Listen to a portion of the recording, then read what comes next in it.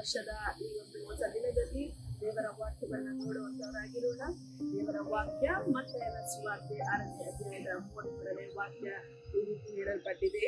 ನೀವು ಮೊದಲು ದೇವರ ರಾಜ್ಯಕ್ಕಾಗಿಯೂ ನೀತಿಗಾಗಿಯೂ ತವಕ ಪಡಿರಿ, ಇವುಗಳ ಕೂಡ ಅವೆಲ್ಲವೂ ನಿಮಗೆ ದೊರಕುವುದು.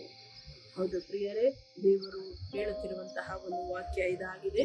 ನೀವು ಮೊದಲು ದೇವರ ರಾಜ್ಯಕ್ಕಾಗಿ ಮತ್ತು ಆತನ ನೀತಿಗಾಗಿ ನೀವು ತವಕ ಪಡುವವರಾಗಿರಬೇಕು. ಆಗ ಇವೆಲ್ಲವುಗಳ ಕೂಡ ಅವೆಲ್ಲವೂ ಎಂಬುದಾಗಿ ದೇವರು ಹೇಳುತ್ತಾರೆ.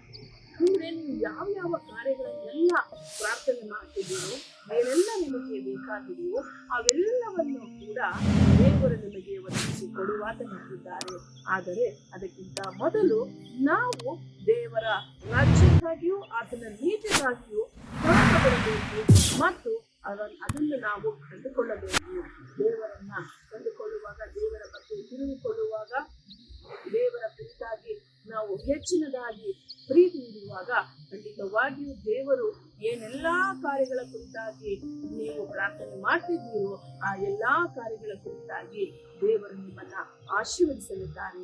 ನಿಮ್ಮ ಜೀವಿತಕ್ಕೆ ಯಾವುದು ಒಳ್ಳೆಯದು ಅದನ್ನೇ ದೇವರು ಕೊಡುವಂತವರಾಗಿದ್ದಾರೆ. ಪ್ರಾರ್ಥನೆ ಮಾಡೋಣ. ಸ್ತೋತ್ರ ಸ್ವಾಮಿ, ಕರ್ತನೇ, ಈ ದಿನದಲ್ಲಿ ಯೇಸಪ್ಪ ಈ ಒಂದು ಕಾರ್ಯಕ್ರಮವನ್ನು ನೋಡುತ್ತಿರುವಂತಹ ಪ್ರತಿಯೊಬ್ಬೊಬ್ಬರನ್ನು ನೀವು ಆಶೀರ್ವದಿಸಿ, ಮೊದಲು ಕರ್ತನೆ ನಿನ್ನ ರಾಜ್ಯಕ್ಕಾಗಿಯೂ ನಿನ್ನ ನೀತಿಗಾಗಿಯೂ ತವಕ ಪಡಿರಿ ಎಂಬುದಾಗಿ ನೀವು ಹೇಳಿರುವಂತಹ ವಾಕ್ಯದ ಪ್ರಕಾರವಾಗಿ ನಾವೆಲ್ಲರೂ ಕೂಡ ಅಪ್ಪ ನಿನ್ನ ರಾಜ್ಯಕ್ಕಾಗಿಯೂ ಸ್ವಾಮಿ ನಿನ್ನ ನೀತಿಗಾಗಿಯೂ ತವಕ ಪಡುವಂತಹ ಮಕ್ಕಳಾಗಿ ನಮ್ಮನ್ನ ಮಾರ್ಪಡಿಸಿ ನಮಗೆ ಬೇಕಾಗಿರುವಂತಹ ಎಲ್ಲಾ ಕಾರ್ಯಗಳನ್ನ ಅನುಗ್ರಹಿಸಿ ಕೊಡಬೇಕಾಗಿ ಯೇಸು ಕ್ರಿಸ್ತನ ನಾಮದಲ್ಲಿ ಪ್ರಾರ್ಥಿಸಿ ಬೇಡಿ ಹೊಂದಿದ್ದೇವೆ ಕರ್ತನೆ.